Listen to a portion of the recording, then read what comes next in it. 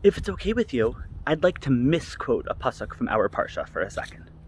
When Hashem is talking to Moshe at the bush, Hashem tells Moshe, "Uvata atav ziknei Yisrael al malach Mitzrayim," that you and the elders of Israel should go to the king of Egypt, should go to Paro, va'amartam elav, and you should say to him, "Hashem Elokei han Ivrim nikra aleinu," that Hashem, the God of the Ivrim, has appeared to us and told us to speak to you and told us to tell you to let our people go, etc., etc. The reason why this is a misquote is because the Torah does not say that Hashem is Elokei ha Ivrim. Instead, it says Hashem Elokei ha Ivrim. It's a small difference. It's an extra yud as opposed to the misquote Ivrim, which is spelled ayin vet resh yud mem with a single yud. The proper pronunciation is Ivrim ayin vet resh yud yud mem with a double yud. But this is the only place in the entire Tanakh where the term Ivrim with a double yud is used, and Rav Hirsch points out that this is intentional.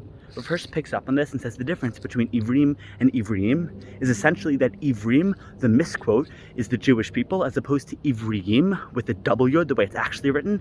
It's not the Jewish people, but it's the people of Jews. What does this all mean? The term Ivri, we have to understand, dates back to Abraham Avinu. Abraham is referred to as Abraham ha-Ivri. The term Iver means the other side, to cross over. And Abraham was called Abraham ha-Ivri not just because he crossed over physically into the land of Israel, but because he was able to cross over societal norms. The entire world was a paganist world, and Abraham said, no, that's not true. I think that there's only one God. I believe in monotheism, and Abraham was willing to traverse and cross over societal norms, despite the fact he was punished for it, because he believed in the truth. And this quality, this Ivri quality of Abraham, the ability to cross over societal norms, that represents his strength, his resilience, his inner courage. And that's why Abraham is called Abraham Ivri. And the reason why his descendants also get the title of Ivri is because his descendants have taken on the same attribute of having the same courage and strength and resilience. But, Rav Hirsch points out, we are not just Ivrim, meaning it's not just that the entire nation has taken on this courage and resilience of Abraham Avinu on a national general level, where as a whole group, as a whole people, we're strong and resilient, but as individuals, not so much. We're not just Ivrim, Rav Hirsch says, but we're Ivriim. We're a nation that's comprised of Ivris. We're not just a Jewish people, but we're a people of Jews. Where it's not just the nation as a whole has a label of being an Ivri, but every single member of that nation, every single individual in that nation has taken on the attribute of being an Ivri. Every single one of us has the strength and the courage and the fortitude and resilience that Abraham Avinu expressed back thousands of years ago. And this is an important message, Rav Hirsch points out, that Moshe is supposed to tell to Paro.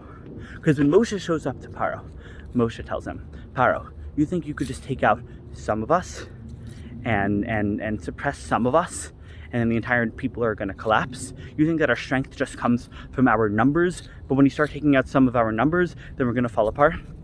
No, it doesn't work that way. If you look throughout Tanakh, as opposed to other nations which are compared to various kinds of animals, the Jewish people are always compared to various kinds of trees, Rav Hirsch points out.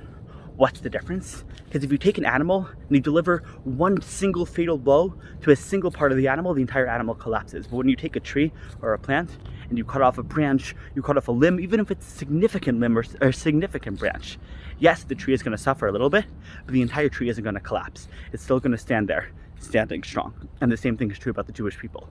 Because it's not just a nation where the entire nation is strong and resilient, but every single member of our nation, every single individual is strong and resilient. If you cut off some of us, if you attack some of us, if you murder some of us, yes, it's going to hurt. Yes, it's going to be extremely painful, but we're not going to collapse. And we're still going to have the strength and resilience to keep moving forward, and we're going to heal, and we're going to heal even stronger. And it's a lesson that Moshe needed to tell Paro. He needed to tell Paro that we're not just Ivrim, but we're Ivrim. And it's a lesson that we need to tell the world nowadays as well. Because every single generation, and we felt it most a couple months ago, where the world thought that if you take away some of our numbers, that we will fall and we will collapse as a people. They think that we're just strong because of our numbers, and the moment you attack one part of us, the entire nation falls apart. But we know that's not true. Because we aren't Ivrim. We are Ivriim. We're a nation where every single member of the Jewish people is strong and resilient. And if you take out some of us, yes, we're all going to be hurt. And yes, we're all going to feel the pain. But do we become weak? Do we collapse? No. because the remaining parts of Am Yisrael, every single member of the remaining faction of Am Yisrael is strong and resilient and courageous. We're going to get up, we're going to heal stronger than ever. We're going to show the world that our strength is in the individuals, not just in the mass, and they may take out part of us, but we're going to keep getting back up and recovering every single time, stronger and stronger than ever. Am Yisrael Chai. Have a great Shabbos, everyone.